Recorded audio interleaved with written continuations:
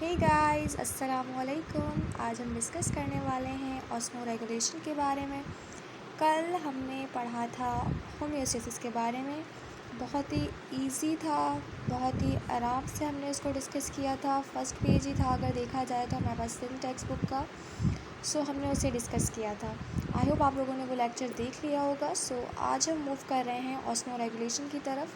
कल के लेक्चर में मैंने आपको बताया था कि ऑस्मो रेगुलेशन होता क्या है, ठीक है। अब हमें इतना पता चल गया है कि ऑस्मो रेगुलेशन कोई एक ऐसा मैकेनिज़्म है, कोई एक ऐसी चीज़ है जिसके अंदर हमने मेंटेनेंस करनी होती है सॉल्यूट की और वाटर की, ठीक है। अब हमने ये जो काम करना है तो ये काम होगा कैसे, ठीक है। इतना भी पता है कि ये हमारे पास एक कैरेक्टरिस्टिक है, एक इम्पॉर्टेंट कैरेक्टरिस्टिक है किस चीज़ का, होम्योस्टेसिस का। ये हमें बातें क्या है पहले से मालूम है। तो अब हमारे पास क्या है कि हमें कुछ चीज़ें इम्पॉर्टेंट हैं जो कि हमारे लिए क्या है, जानना ज़रूरी है। क्या है कि हमारी लिविंग सेल के अंदर, फॉर एग्ज़ाम्पल ये हमारे पास हमारी बॉडी का एक सेल है, तो हमारे इस बॉडी के अंदर क्या हो रहा होता है, बहुत सारे मेटाबॉलिक एक्टिविटीज़ हो रही होती हैं।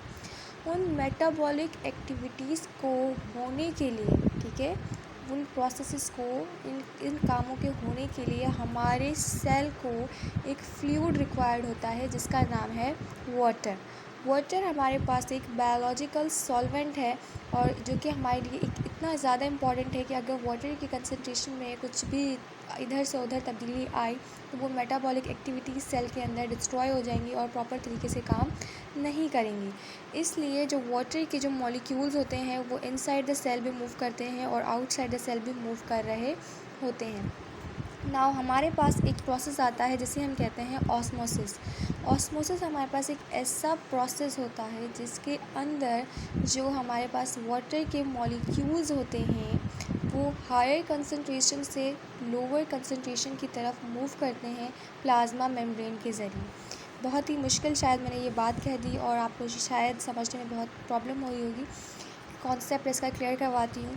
नाउ हायर कंसंट्रेशन क्या है, फॉर एग्जांपल ये हमारे पास एक सेल है, इसके अंदर हमारे पास वाटर के ये 4 मॉलिक्यूल्स हैं, ठीक है। और ये हमारे पास एक और सेल है और इसके अंदर हमारे पास वाटर के 2 मॉलिक्यूल्स हैं। तो इसके पास वाटर की कंसंट्रेशन जो है वो ज़्यादा है, इसके पास जो वाटर की कंसंट्रेशन है वो कम है। तो ये क्या है, ग्रेटर कंसंट्रेशन है, ये क्या है, लोअर कंसंट्रेशन है। सही है, यहाँ पे हमने ये बात क्लियर रखनी है, ठीक है। ये कंसंट्रेशन के अकॉर्डिंग हमने समझ लिया। ये जो चीज़ है, ये वाला जो सेल है, इसके पास वाटर की कंसंट्रेशन ज़्यादा है, इसके पास वाटर की कंसंट्रेशन जो है वो कम है, ठीक है। अब हमें मालूम है कि हमारा जो सेल होता है, ठीक है, वो कैसे बना हुआ होता है कि जो एनिमल सेल होता है उसकी जो आउटर मेम्ब्रेन होती है उसे कहा जाता है प्लाज्मा मेम्ब्रेन, ठीक है। इसके अलावा भी उसके बहुत सारे नाम हैं जैसे कि cell membrane, host membrane, differential permeability. क्योंकि ये बहुत सारे काम कर रही होती है तो इस आउटर मेम्ब्रेन के बहुत सारे नाम होते हैं। मोस्ट कॉमन नेम आपको सेल मेम्ब्रेन और प्लाज्मा मेम्ब्रेन इसका मिलेगा, जो कि आप हर जगह सुनते रहेंगे, ठीक है। ये जो प्लाज्मा मेम्ब्रेन है ये हमारे पास क्या है, ये हमारे पास आउटर मेम्ब्रेन है। तो जो वाटर को अगर सेल के अंदर जाना होगा तो इसी मेम्ब्रेन के से गुज़र कर जाना होगा और अगर बाहर आना होगा तो इसी मेम्ब्रेन से गुज़र कर बाहर आना होगा। ये हमारे पास क्या है, स्टार्टिंग का जो कॉन्सेप्ट है वो मैंने आपको समझा दिया। अब क्या हो रहा है कि ऑस्मोसिस हमारे पास एक ऐसा प्रोसेस है जिसके अंदर वाटर के जो मॉलिक्यूल्स होते हैं वो ऐसी कंसंट्रेशन जाते हैं जहाँ पे मॉलिक्यूल्स ज़्यादा हैं। फॉर एग्जांपल बाहर ये मैंने बना दिए हैं वाटर के मॉलिक्यूल्स, ठीक है। तो बाहर वाटर के मॉलिक्यूल्स क्या हैं, ये बहुत ज़्यादा हैं, सही है। तो अब वाटर के मॉलिक्यूल्स क्या करेंगे, यहाँ पर इतने से हैं 3 मतलब 5 6 7 8 हैं और बाहर जो है वो वाटर के मॉलिक्यूल्स ज़्यादा हैं। तो वाटर के मॉलिक्यूल्स बाहर से क्या करेंगे, अंदर की तरफ मूव करेंगे। मतलब कहाँ से मूव किया उन्होंने, हायर कंसंट्रेशन जहाँ पे उनकी तादाद ज़्यादा थी उन्होंने वहाँ से मूव किया है ऐसी जगह पर जहाँ पर कंसंट्रेशन कम है, ठीक है। तो वाटर के मॉलिक्यूल्स अगर हायर कंसंट्रेशन से लोअर कंसंट्रेशन की तरफ मूव करें प्लाज्मा मेम्ब्रेन के ज़रिए, ठीक है, तो वो चीज़ कहलाती है हमारे पास ऑस्मोसिस, ठीक है। यहाँ तक हमारी हो गई बात क्लियर। अब क्या हो रहा होता है कि हमारे पास एक ऐसा रीजन जहाँ पे वाटर की कंसंट्रेशन क्या है, ज़्यादा है। ठीक है, एक ऐसा रीजन है जहाँ पे वाटर की कंसंट्रेशन ज़्यादा है और एक ऐसा रीजन है जहाँ पे वाटर की कंसंट्रेशन कम है। तो जो पोटेंशियल एनर्जी होती है वो कहाँ ज़्यादा होती है, जहाँ पे कंसंट्रेशन ज़्यादा होती है। ठीक है, इस पोटेंशियल एनर्जी जो कि वाटर की जो पोटेंशियल एनर्जी हुई, क्योंकि वाटर के मॉलिक्यूल्स की बात हो रही है हमारे पास, क्योंकि उन्हीं की कंसंट्रेशन ज़्यादा है, तो हमारे पास क्या होता है कि जो पोटेंशियल एनर्जी होती है उस वाटर मॉलिक्यूल की, ये चीज़ कहलाती है हमारे पास वाटर पोटेंशियल। ये जो फर्स्ट टर्म मैंने यहाँ पे यूज़ किया है ये हमारे पास क्या है, वाटर पोटेंशियल। वाटर पोटेंशियल क्या है हमारे पास, ये हमारे पास है potential energy of water molecule. ठीक है, अब पोटेंशियल एनर्जी कहाँ पे ज़्यादा होती है, कहाँ पर कम होती है, जहाँ पर वाटर के मॉलिक्यूल्स की कंसंट्रेशन ज़्यादा वहाँ पर पोटेंशियल एनर्जी ज़्यादा, जहाँ पर वाटर के मॉलिक्यूल्स की कंसंट्रेशन कम वहाँ पर हमारे पास क्या हो जाएगा, पोटेंशियल एनर्जी कम हो जाएगी। ठीक है, अब वो वाटर मॉलिक्यूल्स जिनकी पोटेंशियल एनर्जी की हम बात कर रहे हैं वो कहलाता है वाटर पोटेंशियल। सही है। सो क्या है, हम इसको इस तरह से भी कह सकते हैं कि ये लिविंग सिस्टम का कि वो कैपेसिटी होती है, वो एबिलिटी होती है, वो कैपेबिलिटी होती है कि वो कितना वाटर लॉस करेगा। सही है, वाटर पोटेंशियल से, या हम कह सकते हैं पोटेंशियल एनर्जी से हमें ये पता चलता है कि वो कितना वाटर लॉस करेगा, क्योंकि जहाँ पर वाटर की कंसंट्रेशन है ही कम तो उसकी तो तरफ वाटर को आना है। ठीक है, लेकिन जहाँ ज़्यादा है उसकी कंसंट्रेशन वहाँ से तो वाटर को क्या करना है, जाना है, क्योंकि वाटर ऑस्मोसिस में किस तरह से मूव कर रहा है, from higher concentration towards lower concentration. तो ज़्यादा कंसंट्रेशन मतलब ज़्यादा पोटेंशियल एनर्जी। तो पोटेंशियल एनर्जी हमें ये बता रही है कि अगर इसकी कंसंट्रेशन यहाँ पर ज़्यादा है तो इसको ज़्यादा वाटर लॉस करना है। ठीक है, तो मतलब इसके पास ज़्यादा कैपेसिटी है वाटर लॉस करने की। अगर कम है तो फिर वो यही रिप्रेजेंट करेगी कि उसके पास कम कैपेसिटी है वाटर लॉस करने की। तो ये हमें कैपेसिटी बता रहा होता है कि कितना वाटर लॉस करना है। तो इस कैपेसिटी मतलब हम कह सकते हैं, अब ये हमारे पास जो कैपेसिटी है वाटर पोटेंशियल की, ये हमारे पास कहाँ पे आ गई, वाटर पोटेंशियल में आ गई। सो अब हमारे पास सॉल्यूशन के अंदर कंसंट्रेशन को अगर हमें एक्सप्रेस करना होता है तो या तो हम उसको वाटर पोटेंशियल के अंदर करते हैं, ठीक है, या हम उसे करते हैं ऑस्मोटिक प्रेशर, भी इसके लिए वर्ड यूज़ होता है। ठीक है, ऑस्मोटिक प्रेशर, ऑस्मोटिक प्रेशर। अब ऑस्मोटिक प्रेशर का वर्ड मैंने आपसे कल भी कहा था कि भाई ये वर्ड आपको मैं बताऊंगी कल, तो आज मैं इसको बताने लगी हूँ कि अब जो पूरा कॉन्सेप्ट मैंने आपको वाटर पोटेंशियल के लिए बताया वो ही चीज़ हमारे पास होती है ऑस्मोटिक प्रेशर। लेकिन जब हम प्लांट्स का जिक्र कर रहे होते हैं, ठीक है, तो भाई प्लांट्स में ये सारा प्रोसेस हो रहा है, तब हम जो वर्ड यूज़ करते हैं हम यूज़ करते हैं वाटर पोटेंशियल का। लेकिन अगर हम एनिमल सेल की बात कर रहे होते हैं, एनिमल्स का जिक्र कर रहे होते हैं, तो हमारे पास जो ये सारा प्रोसेस है इसके लिए जो वर्ड यूज़ किया जाता है वो किया जाता है ऑस्मोटिक प्रेशर का। ठीक है, सो ये आपने बात याद रखनी है। समराइज़ करती हूँ, अभी तक हमने जो भी पढ़ा, तो हमारे पास क्या है, ऑस्मो रेगुलेशन हमारे पास एक ऐसा प्रोसेस है जिसके अंदर हमारे पास वाटर और सॉल्यूट की कंसंट्रेशन को बैलेंस किया जाता है, मेंटेन किया जाता है, रेगुलेट किया जाता है। वाटर हमारे पास एक ऐसा बायोलॉजिकल सॉल्वेंट है जिसके बग़ैर हमारी जो मेटाबॉलिक एक्टिविटीज़ होती हैं एक लिविंग सेल की, वो होना पॉसिबल ही नहीं। सो उसकी एक हमारे पास रिक्वायर्ड कंसंट्रेशन होती है, एक हमारे पास वो होना लाजमी है। सेल के अंदर भी वाटर जा रहा होता है, सेल के बाहर भी वाटर आ रहा होता है, एक प्रोसेस के ज़रिए जिसे हम कहते हैं ऑस्मोसिस। ऑस्मोसिस हमारे पास डिफ्यूजन की एक टाइप होती है। डिफ्यूजन भी हमारे पास क्या होता है, वो यही चीज़ होती है कि हमारे पास क्या होता है, मतलब जो कोई भी मॉलिक्यूल हो सकता है, हमारे पास कोई भी मॉलिक्यूल, कोई भी आयन हो सकता है, वो अगर अपनी हायर कंसंट्रेशन से, ठीक है, मतलब हायर कंसंट्रेशन से लोअर कंसंट्रेशन की तरफ मूव करे तो ये चीज़ कहलाती है हमारे पास डिफ्यूजन। लेकिन अगर वो काम स्पेशली वाटर मॉलिक्यूल्स के बारे में अगर हम कहें तो हम जो टर्म यूज़ करते हैं वो यूज़ करते हैं हम ऑस्मोसिस। ठीक है, सो ऑस्मोसिस क्या है कि हमारे पास वो डिफ्यूजन की टाइप है जिसके अंदर वाटर के मॉलिक्यूल्स हायर कंसनट्रेशन से लोअर कंसनट्रेशन की तरफ मूव करते हैं प्लाज्मा मेम्ब्रेन से गुजर कर। ठीक है, पोटेंशियल एनर्जी हमारे पास उस रीजन में ज़्यादा होती है जहाँ पे वाटर के मॉलिक्यूल्स की कंसनट्रेशन ज़्यादा होगी बमुकाबला उसके जहाँ पर वाटर के मॉलिक्यूल्स की कंसनट्रेशन कम होगी। तो पोटेंशियल एनर्जी जो हमारे पास वाटर मॉलिक्यूल्स की है उसके लिए जो हम टर्म यूज़ कर रहे हैं वो है हमारे पास वाटर पोटेंशियल। ये हमें क्या जनरली क्या बता रहा है, ये हमें ये सिंपली ये बता रहा है कि इस लिविंग सिस्टम, इस लिविंग सेल के पास कितनी कैपेबिलिटी है, कितनी एबिलिटी है, कितनी कैपेसिटी है वाटर को लॉस करने की। ठीक है, अगर हम ये सारा जो कंसनट्रेशन ऑफ सॉल्यूशन, ये पूरी जो चीज़ है, ये पूरा प्रोसेस हम प्लांट्स के लिए पढ़ रहे होंगे तो जो हम टर्म यूज़ करेंगे वो होगा वाटर पोटेंशियल। और अगर ये सारा काम हम एनिमल्स के अंदर डिस्कस कर रहे होंगे तो जो हम टर्म यूज़ करेंगे वो होगा ऑस्मोटिक प्रेशर। लेकिन ये रिप्रेजेंट क्या ही कर रहा होगा, वो एक ही चीज़ कर रहा होगा, वो होती है हमारे पास relative amount of water and solute in the cell. अब हमारे पास है एक और टर्म जो कि क्या है, सॉल्यूट पोटेंशियल।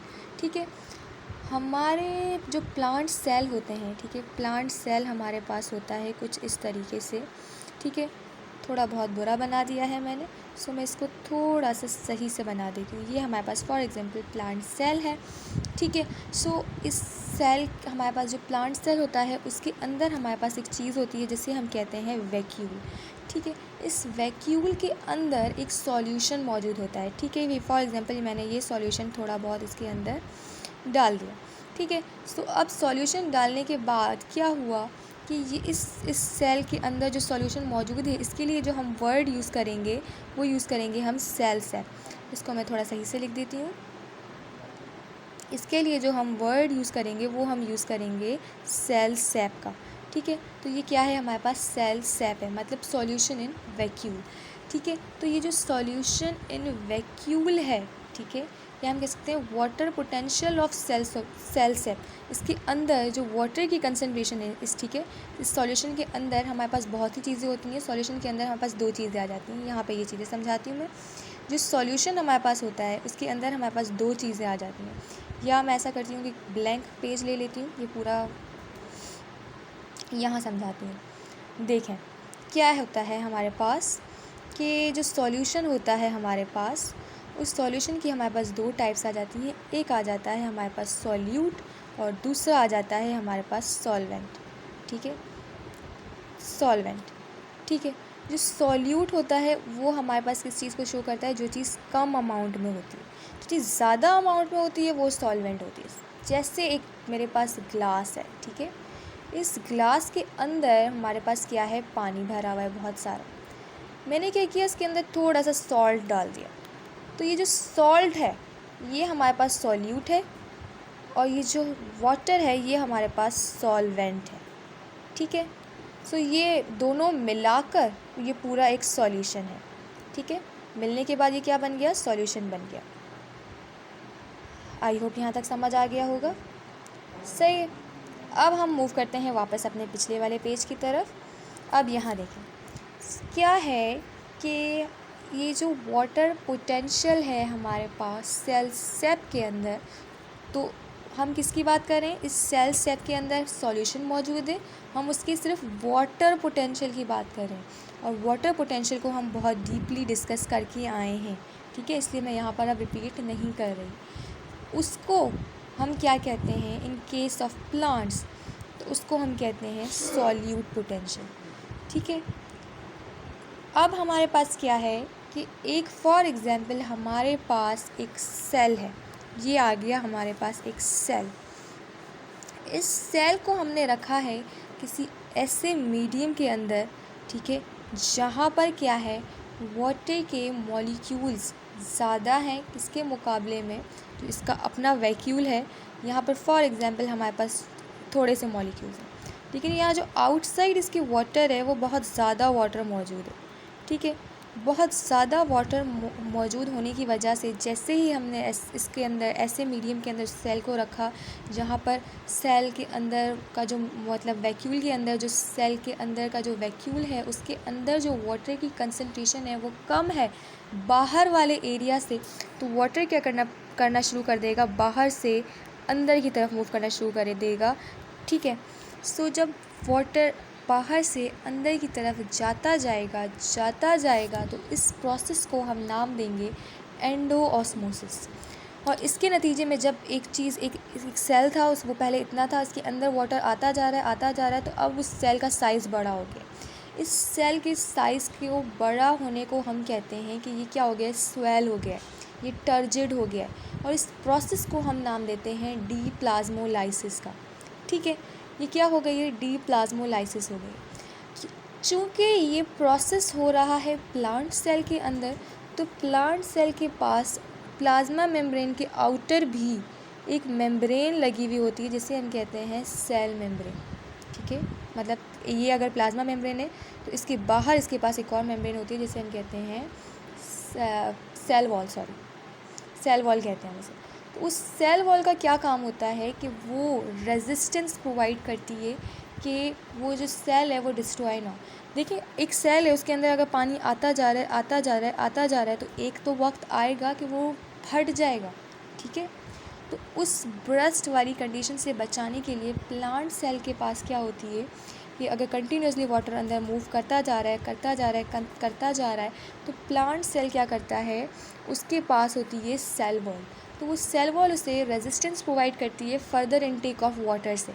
ठीक है, जब एक लिमिट पूरी हो जाती है, डीप्लाज्मोलाइसिस हो गई, तो वो आगे पानी अंदर आने ही नहीं देता और इसकी वजह से सेल ब्रस्ट नहीं होता। लेकिन अगर एनिमल सेल को अगर आप किसी ऐसे सॉल्यूशन के अंदर रखें जहाँ पे बाहर वाटर की कंसंट्रेशन ज़्यादा है, अंदर वाटर की कंसंट्रेशन कम है, तो वाटर क्या करता है, कंटिन्यूसली अंदर की तरफ मूव करता जाता है। तो इतना ज़्यादा वाटर अंदर आने की वजह से क्या होता है कि जो एनिमल सेल होता है वो ब्रस्ट हो जाता है। ठीक है, मतलब एक कंडीशन आएगी कि वो टर्जिड हो जाएगा, स्वेल हो जाएगा। ठीक है, उसके बाद क्या होगा कि वो फट जाएगा। सही है, अब क्या है हमारे पास कि एक और हमारे पास टर्म है इस कंडीशन को हमने जो नाम दिया है वो हमने कहा है हाइपोटोनिक का। मतलब जब सेल के आउटसाइड वाटर ज़्यादा होगा, इनसाइड वाटर कम होगा और वाटर मूव करेगा बाहर से अंदर की तरफ। ठीक है, इसकी वजह से ये प्रोसेस जो होगा वो एंडोऑस्मोसिस कहलाएगा और सेल का साइज़ वाटर इनटेक की वजह से बड़ा हो जाएगा। इस प्रोसेस को हम डीप्लाज्मोलाइसिस कहेंगे और सेल क्या हो जाएगा, खुद स्वेल हो जाएगा, टर्जिड हो जाएगा। प्लांट सेल के अंदर उसे रेजिस्टेंस मिल जाएगी, लेकिन एनिमल सेल के अंदर वो ब्रस्ट हो जाएगा। ठीक है, और क्या होगा कि ये जो बाहर का जो एक्सटर्नल इन्वायरमेंट है जहाँ पर इसकी वाटर की कंसंट्रेशन ज़्यादा है, तो वो इसका जो एक्सटर्नल इन्वायरमेंट है वो कहलाएगा हाइपोटोनिक।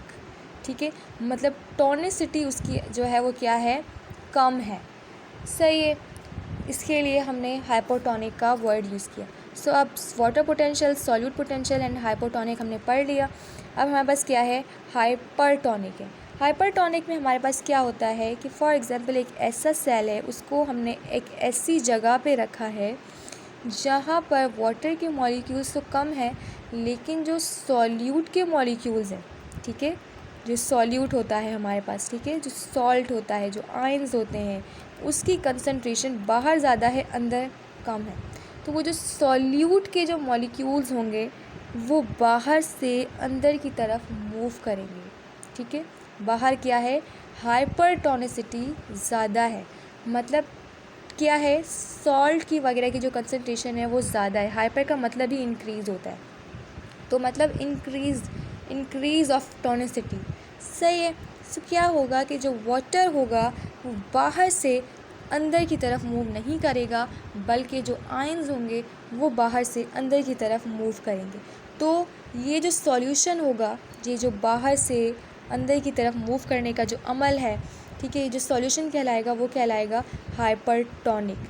ठीक है, अब यहाँ पर क्या हो रहा है कि जो सॉल्यूशन है वो तो मतलब जो सॉल्ट वगैरह की जो कंसंट्रेशन है वो तो अंदर की तरफ मूव कर रही, लेकिन जो वाटर के मॉलिक्यूल्स हैं अभी भी वो अंदर ज़्यादा हैं, बाहर कम है।